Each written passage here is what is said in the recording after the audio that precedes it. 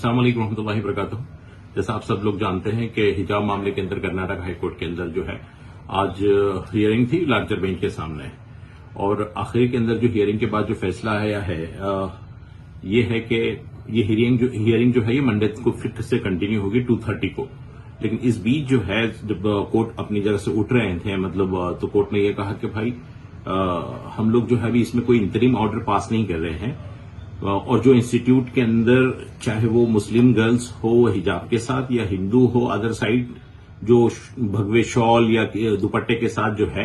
उनको किसी इंस्टीट्यूट में एंट्री नहीं होगी। ये आज की जो अहम बात थी। लेकिन इसका ये बिल्कुल मतलब नहीं है कि कोर्ट ने जो है हमारे इंतरिम एप्लीकेशन को रिजेक्ट किया है, बल्कि कोर्ट जो है इंतरिम हियरिंग के ऊपर अभी सुनवाई कंटिन्यू कर रहा है और कोर्ट चाहते हैं कि मजीद उस पर सुनवाई हो। और ये जो ऑर्डर हुआ है ये कोई मेरिट के ऊपर नहीं हुआ है, मतलब किसी को इसमें नर्वस होने की, नाराज होने की या फिर दिल बर्दाश्त होने की या मायूस होने की जरूरत नहीं है। हो सकता है कुछ लोग इसको इस बात के लिए इस तरह से चलाए कि कोर्ट ने जो है इंतरिम रिलीफ नहीं दिया और बुरखे के ऊपर की जो पाबंदी है वो कंटिन्यू की है, बल्कि इसका सीधा जो साफ मतलब ये है कि कोर्ट अभी इंतरिम के ऊपर मेरिट पे कुछ भी कोर्ट ने डिसाइड नहीं किया, सिवाय इसके कि कोर्ट जो है ये चाहता है कि इसके अंदर हियरिंग कंटिन्यू हो और जब तक ये जो जैसा मामला था वो वैसा ही रहे। और कोर्ट ने इस अहम जो बात की वो ये की है कि स्टेट की जो ट्रैंक्विलिटी है, जो पीस है, वो डिस्टर्ब ना हो, इसलिए हम अभी कोई फैसला नहीं कर रहे हैं। और सबसे कोर्ट ने रिक्वेस्ट किया है, इसलिए किसी को इस बात से नाराज नहीं होना चाहिए या नर्वस नहीं होना चाहिए कि फैसला कोर्ट ने खिलाफ दिया। बिल्कुल भी कोर्ट ने जो है ये फैसला खिलाफ नहीं दिया। आज भी काफी अच्छी बहस कर्नाटक हाईकोर्ट में हुई है। बुनियादी तौर के ऊपर जो एज ए लॉयर मैं समझता हूं जिस पे बात होनी चाहिए वो ये थी कि 5 फरवरी का गवर्नमेंट ऑर्डर जो है कर्नाटका का वो ये जिसकी बुनियाद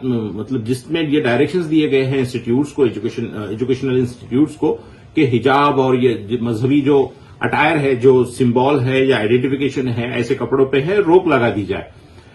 जो गवर्नमेंट ऑर्डर है वो 3 जजमेंट के बुनियाद के ऊपर वो ऑर्डर है और उसमें ये लिखा गया है कि ये 3 जजमेंट जो है मुख्तलिफ हाई कोर्ट्स के हैं और ये शो करते हैं कि इन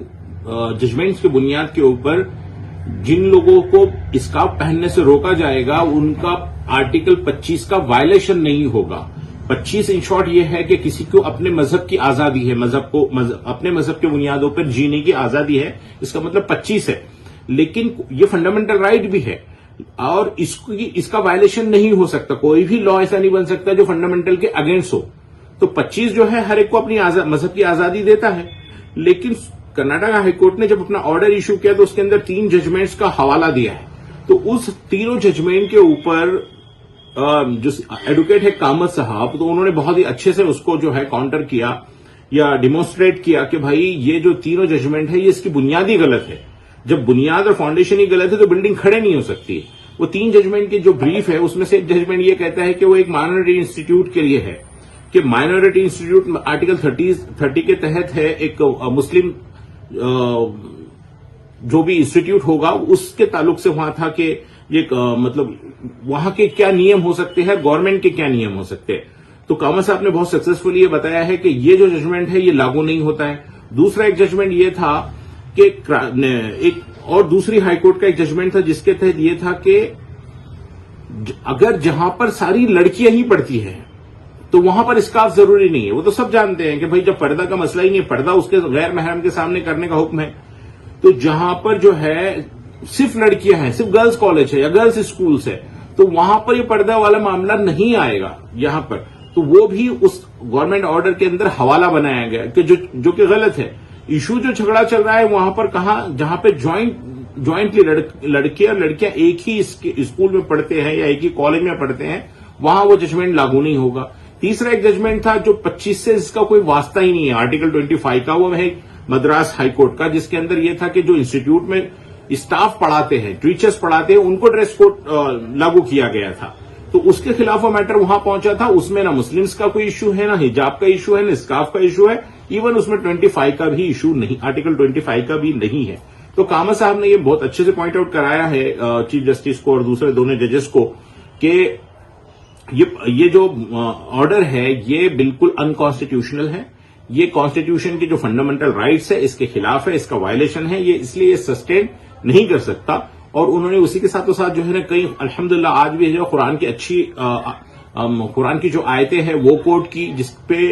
مطلب کافی ہیئرنگ ہونے کے بعد جسٹس سینئر کونسل جو ہے ہیگڑے صاحب ہے، انہوں نے بھی کافی بہت اچھی آرگیومنٹ کی ہے، آج مختلف ججمنٹس انہوں نے بھی دیے ہیں. تو ان دا اینڈ یہ ہوا کہ 5 بجے جب کورٹ اٹھ رہا تھا تو کورٹ نے کہا کہ اب ہم اس کو کنٹینیو کرتے ہیں، منڈے کے اندر 2:30 کو اس کو کنٹینیو کرتے ہیں، لیکن جب تک ہم سب سے ریکویسٹ کرتے ہیں کہ اسٹیٹ کا پیس خراب نہیں ہو، کوئی غلط حرکت نہ ہو، ہم نہ